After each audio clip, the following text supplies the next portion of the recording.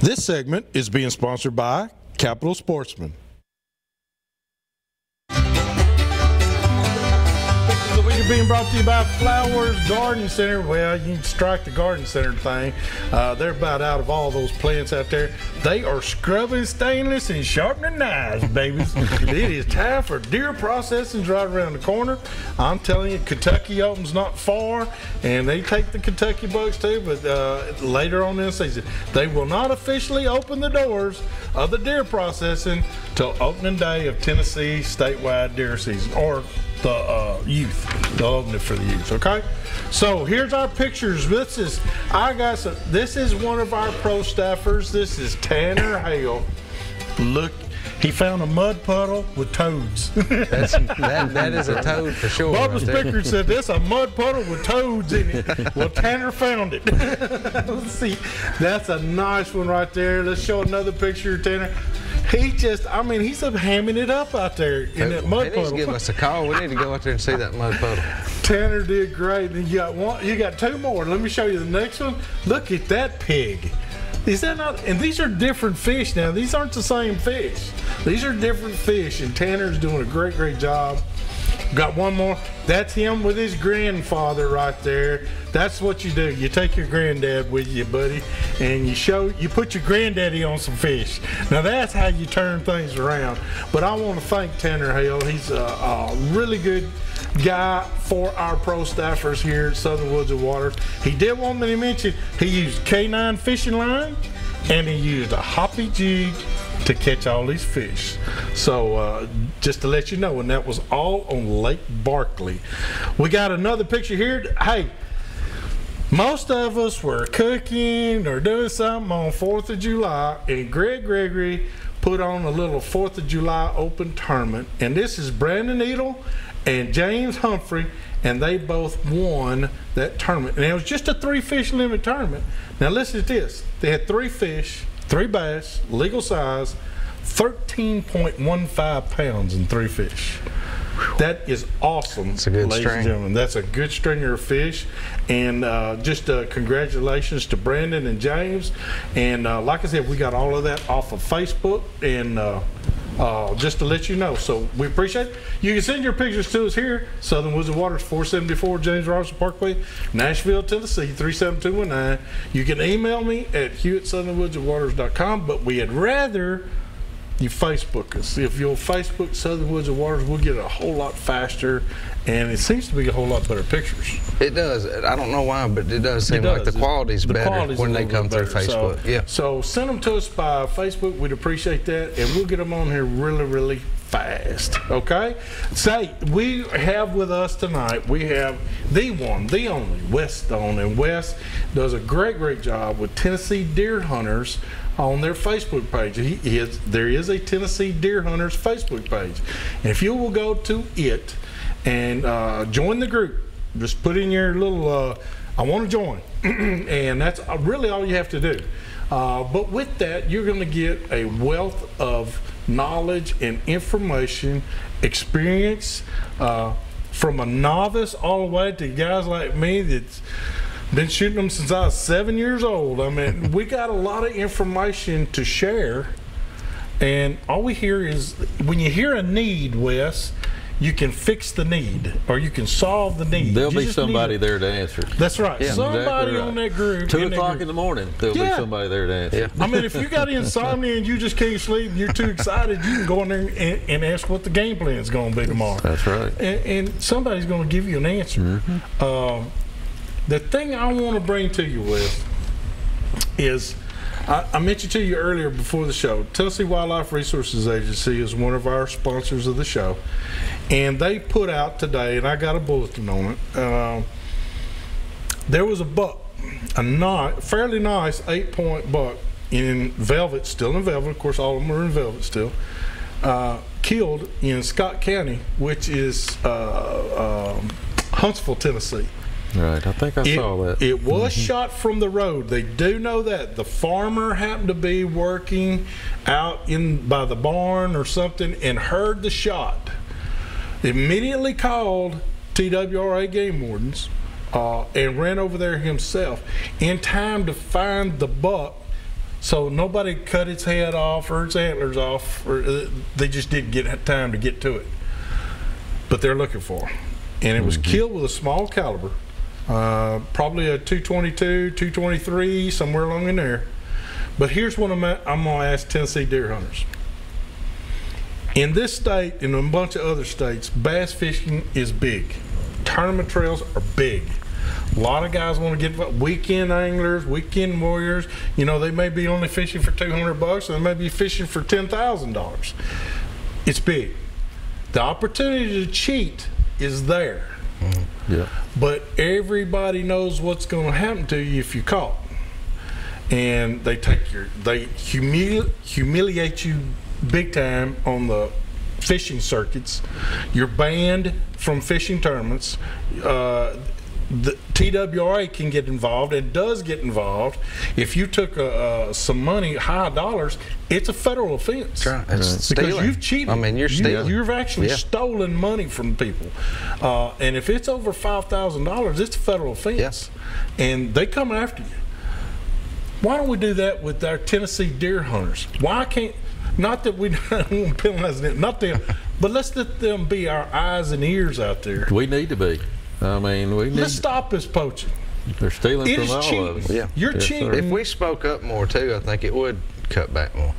You know, just keep our eyes and ears open and speak up. And just like you would with a tournament. If you were fishing a tournament and saw somebody cheating, you're going to say something. You're going to say something. You know, so same way with deer hunting or anything else, in my opinion. I mean, speak up, because it gives us all a bad name. It takes from, you know, from what we're doing. And it's just something I don't think is outspoken enough. You know, when you see something or hear something, let somebody know. Well, Wes, don't you think we ought to police our own selves? Yeah, I do. You know, it's the danger part of it. Shooting from the road, and things like that. Did you read also that it said the direction from which the shot came to where it hit the target? They couldn't find the bullet because it didn't pass through, but there was houses behind that, beyond that. Yeah. I mean, you know, you could have little kids out there playing. You could have. It's ridiculous. Well, what I've always tried to do with the site, and one of the kind of the foundation of it, I guess, was to promote the ethics. Yes. Let's stay with the tradition and the ethics that's supposed to go with our sport. You know. I want to be proud to say I'm a Tennessee deer hunter since day one. Yeah. Let's keep that strong. Let's promote these youth. But let's not, you know, let's keep the ethics like in the world where everything else is changing. As hunters, man, let's stick together and let's make this strong. And let's take more people out there. Let's show them why we're so involved, because it wasn't mandatory. It wasn't mandatory for me to be this way. Right. I just wanted to be this way. Right. And I'm sure y'all are the same case. Right. But the other thing is bring somebody new into it. Raise the ethics, making sure that we're proud to be Tennessee deer hunters. Right. And here's the other thing I'd like to say on the Facebook that I would like to see more of. I know people going, "Oh, I'm just a bow hunter. I believe that's the best way to do it," and that's an opinion. Yeah. I'm an all-season hunter. I like all seasons. I like my bow season. I love my bow season, but I love my muzzleloader, and I love my gun season. I do too. And I am one of those that whatever the season is, that's what I want to do. Don't belittle me because that's what I want to do. If that's your deal, your bag, that's fine. But I love it all. Yeah. And we got to all just stick together. Well, that's we've got to stick together. Regardless of what you're doing. Meat hunters, trophy hunters, bow hunters. Yeah.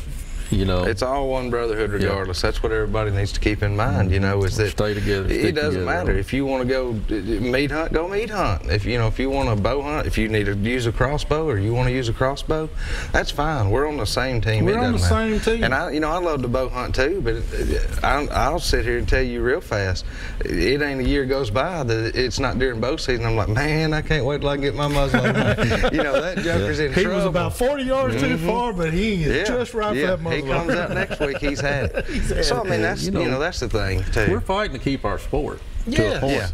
You know, and we got to keep that fight strong. Get these youth involved. You know, the numbers of the youth fell off for several years. You know, the number of women hunters has actually increased It's a whole gone up. lot. Yeah. I think we've got like 12% of our group is women hunters now. Which ought to be 50%. Yeah. I wish it was 50%. I really do.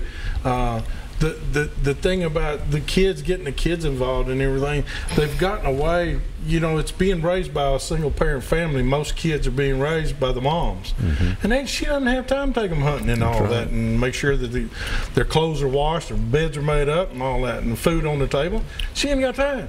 So we as guys, I believe, need to step up. Yeah, I mean, the youth is the most important part of the future. I believe that. There's nothing more important. I mean, if we don't have, you know, I grew up doing it my whole life, and you know, you guys probably did too, but not everybody has that opportunity. And if we lose our youth count in 20 years, we're in trouble. People don't realize, and I'm going to leave this, and then we got to take a break. 80% of the nation does not care whether or not we hunt. 10% is dead set against us. 10% of this nation hunt. So believe it or not, we live in a democratic society. If it was brought up for a vote, that 80%, whichever way they vote, that's what we're going to live by. So I had rather have a favorable influence from deer hunters than one being negative, because they are less likely to take our privilege and our right away from us. We control a lot as hunters. It does. And so when you're out there, let's just make sure that we police our own people, and let's stop the poaching. I mean, come on, we can stop this. Right. We can. We can really, definitely knock it in. We can make a big dent in it this year, just stopping all the poaching. And again, I want to thank TWRA. They do a thankless job a lot. They do. They do a good job. They work their tails off. They're working their tails ends off out there. And I'm not talking about just, again, I'm talking about everybody from secretaries all the way to the executive directors. There's a lot that goes on that people don't know to keep that operating. Hey, we got to take a quick break. No, you got to do product of the week. Come on. We got the product of the week this week. It's being brought to you by Caney Fork Outdoors. And what I've got here for the product this week is some Appalachian game calls that have been sent to us by Jonathan Shull. And these calls, they're fantastic calls. He's got a whole array of different cuts and different types. I believe this one here, Sid Herring Jr.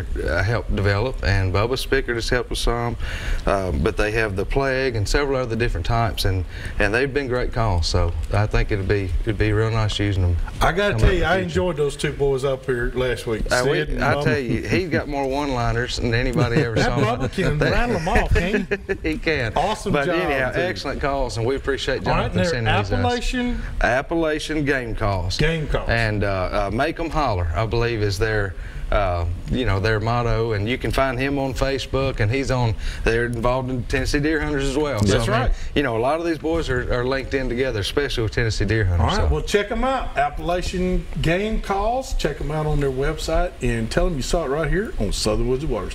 Hey, hurry back.